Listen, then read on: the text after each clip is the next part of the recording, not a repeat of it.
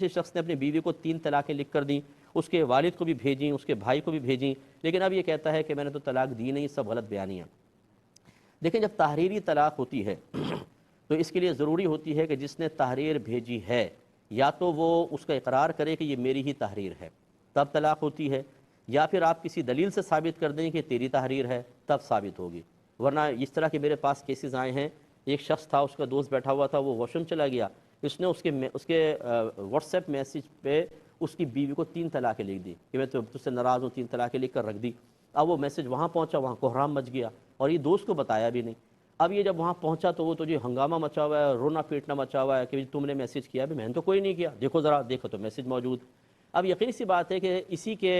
Mobile سے message کیا گیا ہے، میسج پہنچا ہے، زوجہ کے پاس نمبر سیف ہے شوہر کا، لیکن یہ خود اس نے نہیں کیا،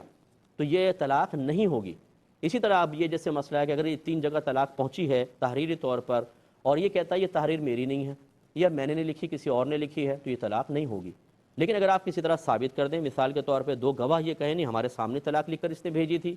یا اس پر سائن وغیرہ ایسے ہوں، یا کوئی خاص مہر جو صرف اسی کے استعمال میں رہتی ہے، کسی اور کے استعمال میں ہوتی نہیں، وہ کر کے اس نے مہر لگا دی تھی اس کے اوپر، یہ اس چیز کا ثبوت ہوگا کہ اسی نے طلاق بھیجی ہیں۔ تو اگر اسی نے بھیجی ہیں، خود اقرار کر لے یا کسی ذریعے سے ثابت ہو جائے، یہ تینوں طلاقیں واقع ہو گئیں، چاہے لاکھ انکار کرے۔ لیکن اگر کوئی ایسا دوسرا ثبوت نہیں ہے اور یہ انکار کر رہا ہے کہ یہ تحریر میری نہیں ہے، تو اس سے قسم لے لی جائے۔ اگر یہ قسم کھا کے کہہ دیتا ہے تو بالکل یہ لڑکی اس کے نکاح میں باقی رہے گی اور اس کے ساتھ بھیجنے میں حرج نہیں۔ اب فرض کر لیں اگر یہ جھوٹ بول رہا ہے تو یاد رکھے کہ اس کا وبال اس کے اوپر ہوگا، کیونکہ 3 طلاق کے بعد بغیر حلالہ کے زوجہ کو ساتھ نہیں رکھ سکتے ہیں، ساتھ رہیں گے گناہ کبیرہ، ایک ایک لمحہ گناہ کبیرہ، تعلق جسمانی قائم ہوگا، زنا خالص، اور اولاد پیدا ہوگی تو اس کا نسب اس باپ سے ثابت نہیں ہوگا۔ 3 طلاقیں دینے کے بعد جو ساتھ رہ رہے نا میاں بیوی بغیر حلالہ کے، ان سب کے لیے حکم ہے، یاد رکھیں ذلت آپ کا انتظار کر رہی ہے، مرنے کے ساتھ ہی اتنی ذلت ہوگی جس کو کوئی انتہا نہیں، اور شدید ترین عذاب ہوگا۔